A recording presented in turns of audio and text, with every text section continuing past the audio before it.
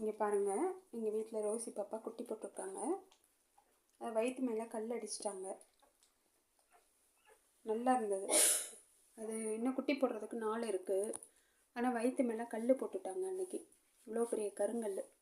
அதனால் அது வந்து இந்த குட்டி பாருங்கள், இதே ரொம்ப குட்டி குட்டியாக தான் இருக்குது. அதுலேயும் இந்த குட்டி வந்து ஃபஸ்ட்டு போட்டது. ரொம்ப சின்னதாக இருக்குது. இப்படியே தான் படுத்துட்ருக்குது. பால் வந்து பில்லரில் தான் கொடுக்குறேன். ஒரு 2 பில்லர் கூட குடிக்க மாட்டேங்குது, அவ்வளோதான். கொஞ்சம் கொஞ்சமாக தான் குடிக்க வைக்கிறேன்.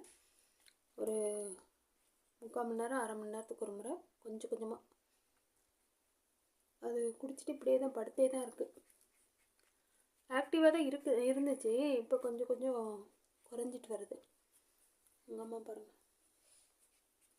தலைவாணி மேலே படுத்துக்கிடப்பா கண்ணு.